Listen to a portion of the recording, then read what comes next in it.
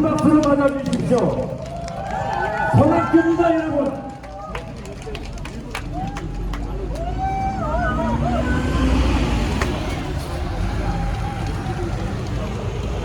안녕하십니까. 저 경기도지사를 지낸 손학규입니다. 남양주에 오래간만에 와보니까 참 감회가 깊습니다. 제가 조금 아까 여기서 시장을 삼선을 하신 이성우 시장님과 통화를 했습니다. 이성우 시장님은 제가 도지사를 할 때 제2도지사, 경기도 북부 지역의 도지사를 지낸 분으로 원래 해군 출신인데 행정 능력이 탁월하고 국가관이 아주 분명해서 남양주를 발전시키고 대한민국의 안보를 지키는데 큰 역할을 하신 분입니다. 제가 도지사를 할 때는 남양주의 국회의원이 한 분뿐이었어요. 지금 세 분이 되고 이제 100만 도시를 앞두고서 남양주는 우리 경기도 뿐만이 아니라 대한민국의 중심 도시로 성장하고 있습니다. 제가 이런 말씀을 이 자리에서 드리기는 참 조심스럽습니다만, 그런데 지금 남양주 출신의 국회의원들이 국회에서 어떤 역할을 하는지 참으로 안타깝습니다. 여러분들 아시죠? 어제 그제 이재명 후보가 대법원 판사를 법조 출신이 아닌 사람으로 할 수 있다는 민주당 법사위원회 간사가 제출한 법안에 대해서 그거 안 하겠다. 이게 뭡니까? 아니, 법제사법위원회 간사, 법무장관을 지낸 사람이 제출한 법안, 이재명 후보가 몰랐다는 얘기입니까? 대법원을 자기 마음대로, 대통령 마음대로 쥐고 흔들려고 하는 이런 반역사적인 책임입니다. 저는 지금 정치를 떠난 사람입니다. 산에 다니고 친구들하고 막걸리 마시고 또 정치하면서 집안일 돌봐주지 못했던 집안일 돌보면서 책 보고 있는 사람입니다. 우리 두 사람이 살아서 요즘 집에 설거지는 전부 다 제 차이에 집안 청소하고 쓰레기 버리고 그렇게 잘 생활하고 있습니다. 그런데 말은 편치가 않아요. 이제 우리나라가 제대로 살 수 있을까? 우리가 어떻게 이루어놓은 경제 성장인데 우리 경제 제대로 살릴 수 있을까? 남북관계, 북한의 김정일은 하루가 멀다고 미사일을 쏴대고 트럼프는 북한을 핵 보유고 뉴클리어 파워 이렇게 얘기를 하면서 주한미군을 지금 얼마 전에 4,500명 감금하겠다는 이런 비공식 보도가 나왔습니다. 주한미군이 앞으로 대북 김정은을 상대로 하는 것이 아니라 중국을 견제하는 데 쓰겠다. 역할 변경론이 나오고 있습니다. 자칫하다가 우리는 북한의 핵무기를 머리 위에 쥐고 미국과 알베 협약도 없이 홀로 살아야 하는 아이고 위험에 직면해 있습니다. 자칫 전쟁 나면 어떡합니까? 1949년에 미군 전수하고 나서 1950년이 김일성을 남침을 했습니다. 우리가 경제를 이렇게 발전시켜 놓고 사회 안정, 세계적인 민주주의 국가로 성장해 있지만 자칫 우리나라에 전쟁이 일어나면 전부 다 물거품이 됩니다. 이런 상황에서 이재명 민주당 후보, 제가 아주 깜짝 놀란 일이 있었습니다. 불과 며칠 전에 한 사실이지만 이 사람이 경기도지사 4년을 하는 동안에 미군 부대 방문해서 격려한 일이 한 번도 없었다는 겁니다. 평택의 미군 기지, 세계적으로 가장 큰 미군 기지고 미군을 중심으로 한 국제 도시입니다. 여기 한 번도 방문을 안 했다는 거예요. 미군 우리나라 주둔하는데 가장 큰 부대 미사단 한 번도 방문하지 않았다는 겁니다. 이 동북아시아의 중요한 미군 공군 7공군 사령부 한 번도 방문하지 않았다는 겁니다. 이 8군 사령부, 연합군 사령부 한 번도 방문해서 격려하고 협의한 일이 없다는 겁니다. 왜? 이 사람은 오래전부터 조한미군을 점령군이라고 얘기하고 있습니다. 한미 동맹의 동맹군이 아니라 미국이 우리나라를 점령하는 게 그 전청이 들어와 있는 것이 조한미군이다. 그러니까 방문은커녕 아예 쳐다보지도 않았다는 겁니다. 이런 사람이 어떻게 우리나라 안보를 책임질 수 있겠느냐, 그 걱정입니다, 여러분.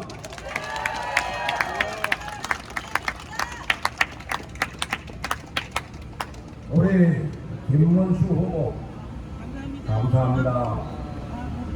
감사합니다. 김문수 후보,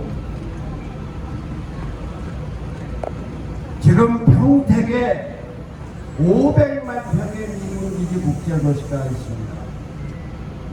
제가 도지사를 할 때 그때 동두천의 미군기지를 철수한다면서 제가 평택에 500만 평 미군기지를 만들어서 이걸 국제도시로 만들겠다, 평화도시로 만들겠다, 이런 계획을 세웠습니다. 미국 대사하고 협의를 하고 우리 국방부문을 협의하고 제가 그 안을 갖고 직접 가서 미국의 국방부, 국무부, 백악관 차관보들하고 협의를 했습니다. 그쪽에서 너무 좋아했습니다. 그렇게 계약을 위반하고 나왔는데 그 뒤에 김문수 지사가 도지사가 돼서 8년 동안 국제도시로 만들고 미군 기지를 이동을 해서 이 평택이 세계에서 가장 큰 미군 기지가 됐습니다. 그뿐만이 아니라 김문수 지사는 그 옆에 120만 평 반도체 클러스터를 만들어서 삼성 반도체 세계에서 가장 큰 공장이 거기 들어가 있습니다. 김문수 지사는 이렇게 대한민국의 안보를 책임지고 대한민국의 경제를 그 바탕을 만들어 놓은 경제 일꾼, 안보 일꾼이 바로 김문수입니다, 여러분.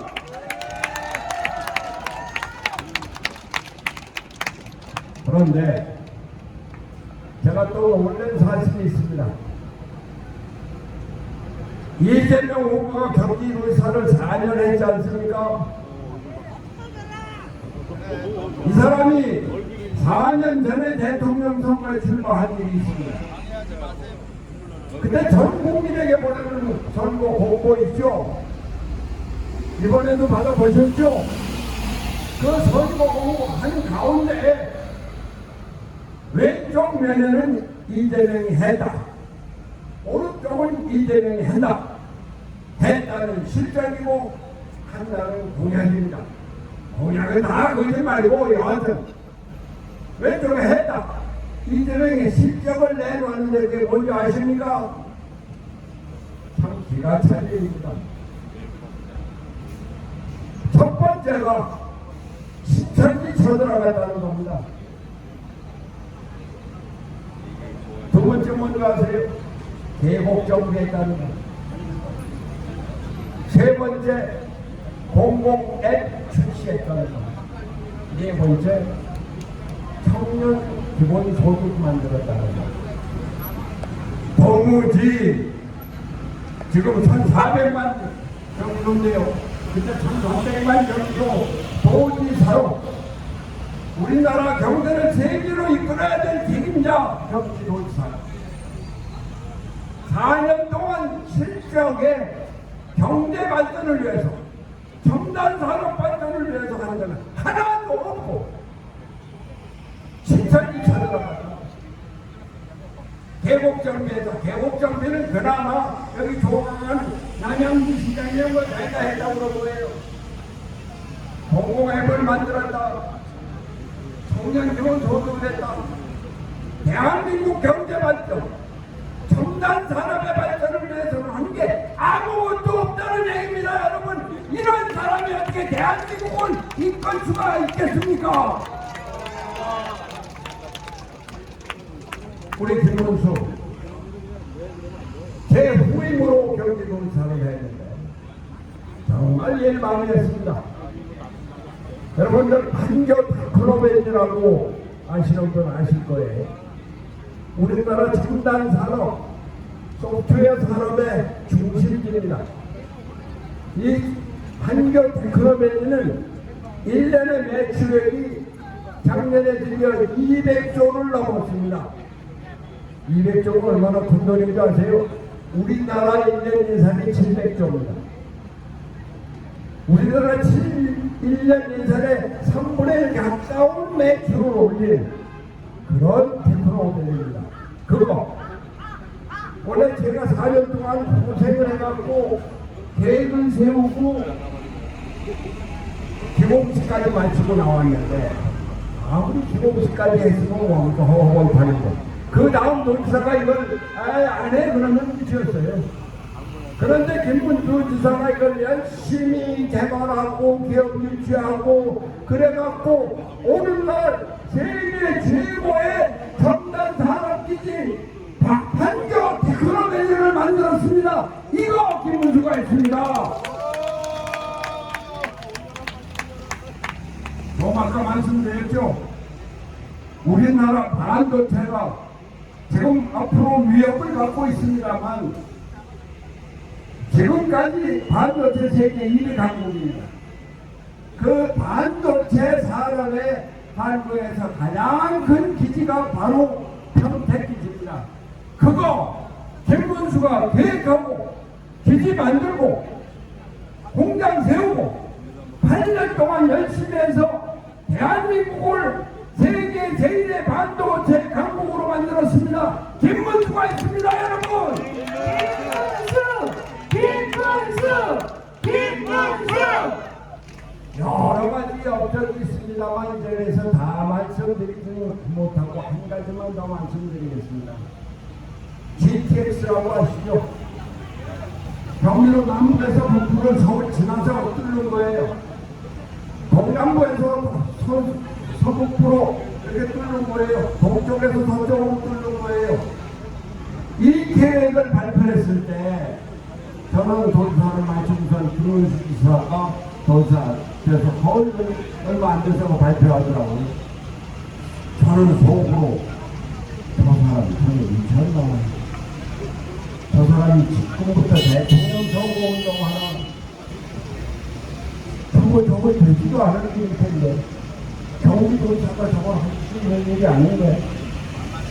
그런데 내가 착실하게 계획을 세우고 꾸준하게 추진해서 드디어 금년 초에 GTX 1호선 완공하고 운행을 시작했습니다.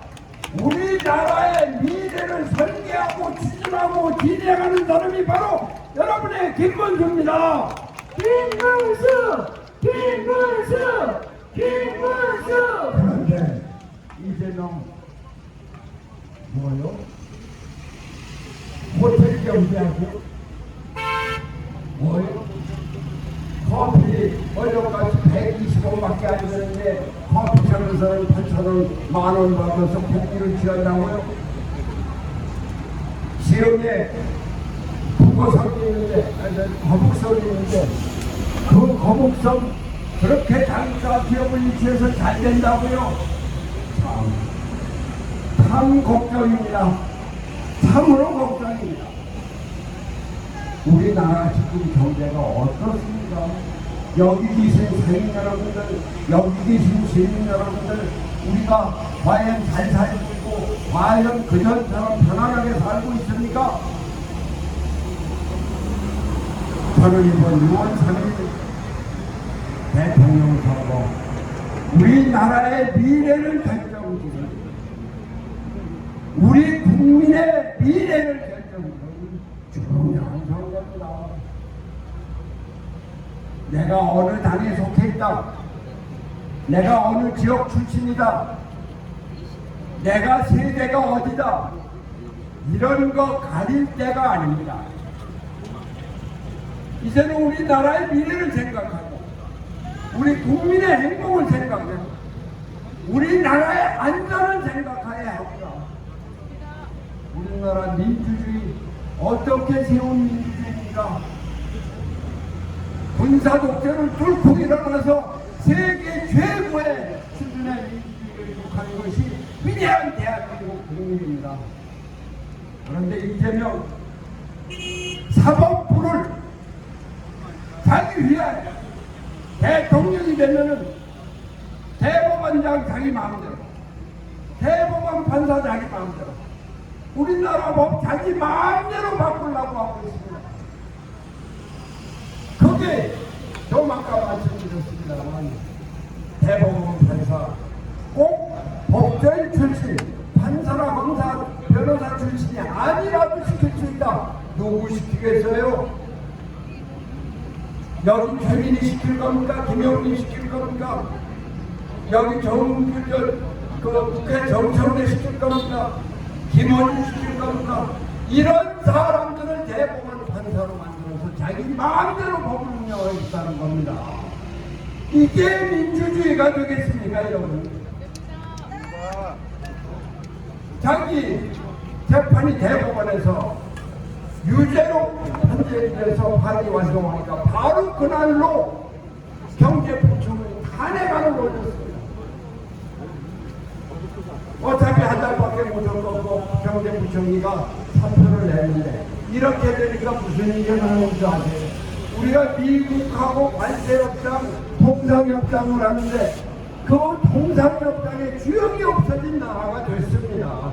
이렇게 나라를 엉망으로 만드는 게 이재명입니다. 저는 이재명을 반대해서 가지라. 우리 나라를 걱정해서 이래서는 안 되겠다. 정말로 이재명이 대통령이 되면 우리나라 민주주의가 가지고 우리나라 경제가 가지고 한미 통상협상 안 되고 안보 위기가 와서 이렇게 우리가 쌓아올린 대한민국을 하루아침에 무너질 수 있다. 이런 절박한 심정에서 안 되겠다. 나는 정치를 따라하는 사람이고 영향력도 없고 힘도 없지만 그래도 나가서 우리 이재명은 안 되고 김문수가 되어야 한다. 경제원전을 지어주고 안보원전을 지어주고 민주주의가 확립에 지어진 김문수를 대통령으로 만들어서 우리나라가 다시 살려야 되겠다. 이렇게 해야 되겠다. 이런 마음으로 나서는 것입니다, 여러분. 김문수 정말로 난 이 나라를 위해서 6월 3일 투표를 해주십시오. 지금은 나라가 갈릴 때가 아닙니다. 하나로 모아야 됩니다. 그것도 옳은 방향으로 모아야 됩니다. 자, 우리 김문수를 위해서 제가 김문수 선창을 할 테니까 여러분은 대통령 이렇게 해주세요. 자, 김문수 대통령! 김문수 대통령! 김문수 대통령! 감사합니다. 감사합니다. 다시 한번 큰 박수 부탁드리겠습니다.